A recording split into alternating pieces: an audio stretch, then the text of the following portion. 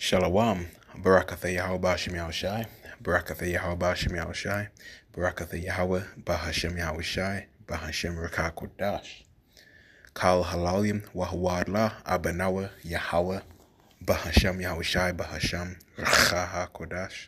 Double honor to the elder apostles of the Great Millstone GMS, who rule well, who know teach well, and salutations to the elect. Abaratazah, which means Father willing, so Father willing, this lesson is edifying. So today we're going to go into the book of 2 Samuel chapter 4. Okay, and in the previous chapter, there was the unfortunate murder of Abner by Joab after hearing that Abner had visited David and David had allowed Abner to basically return in peace. Okay, so Bedin says Ishbosheth murdered. Okay, so 2 Samuel chapter 4, verse 1. And it reads, "And when Saul's son heard that Abner was dead in Hebron, his hands were feeble." All right, this is Ishbosheth. All right, that is. Okay, this is Ishbosheth. All right. So, he became afraid. He became afraid and weak. All right. And all the Israelites were troubled. Okay, I'm just on the plantation right now at break time. Okay, so my volume might be a bit low. All right. So yeah, verse 1. Okay, now on verse 2. All right. And Saul's son had two men that were captains of bands, all right, meaning armies. The name of the one was Bana'ah, and the name of the other Rechab, the sons of Rimmon, Beerothite, of the children of Benjamin. For Beeroth also was reckoned to Benjamin. Okay, meaning that their land Beeroth became the territory of Benjamin.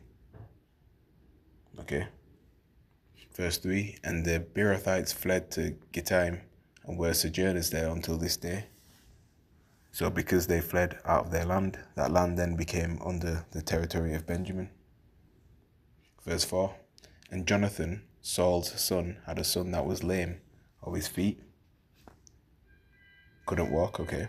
He was 5 years old when the tidings came of Saul and Jonathan out of Jezreel, and his nurse took him up.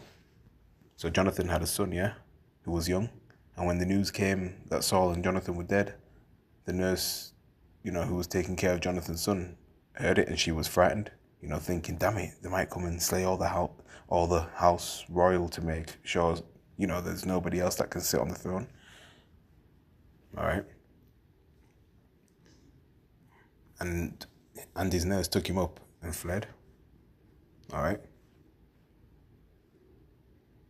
And it came to pass as she made haste to flee.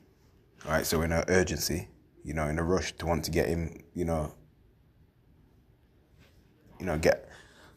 basically get, in a rush, just get him up out of there. All right. So that, run away. All right. And it came to pass as she made haste to flee that he fell, right? So, he fell and became lame. So, when he fell, he probably broke his legs or severely damaged his spine, disabling him from walking.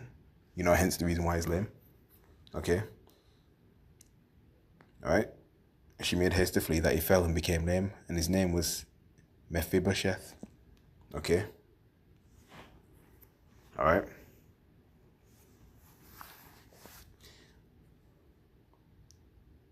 Verse 5. And the sons of Rimmon the Beerothite, Rechab and Banah. All right, so these were captains in the army of Ishbosheth. All right. Went and came about the heat of the day to the house of Ishbosheth, who lay on a bed at noon.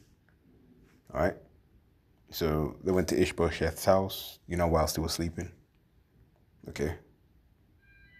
Verse 6, and they came thither into the midst of the house, as though they would have fetched wheat. So they behaved as if they were coming to get some crops, to get access to the house. And when they got there, all right, and they smote him under the fifth rib, and Rechab and Bana'ah, his brother, escaped. Okay. All right. Basically, they went in there and assassinated Ishbosheth. Verse 7. For when they came into the house, he lay on his bed in his bedchamber, and they smote him and slew him and beheaded him and took his head and gat them away through the plain all night. Now Abner was also dead. Ishbosheth was more or less defenseless, or left defenseless. Okay. Verse 8. And they brought the head of Ishbosheth unto David to Hebron, and said to the king, Behold, the head of Ishbosheth the son of Saul, thine enemy, which sought thy life, and the Lord Yahweh hath avenged my lord the king this day of Saul and of his seed. Okay. So they came in the same spirit as that Amalekite that came to deliver news to David of Saul's death. All right.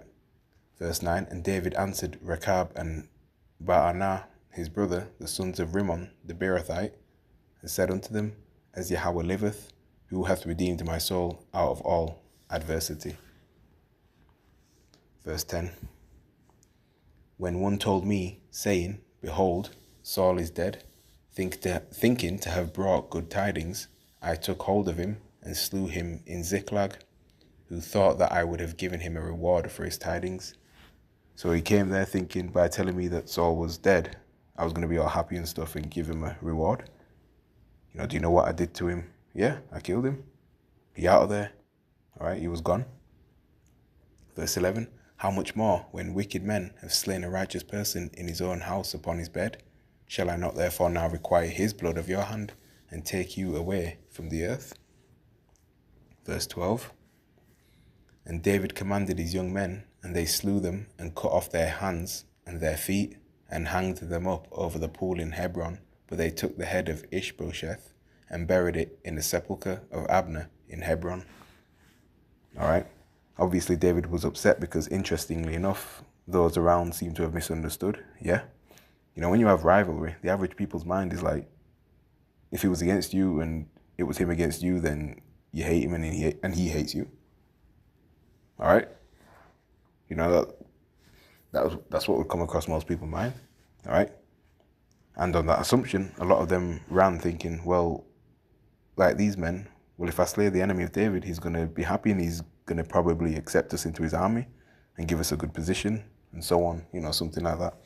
All right. But however, you know, they failed to realize was that, you know, they failed to realize David's heart, basically. He didn't actually hate Saul, yeah. Okay, he didn't actually hate Saul.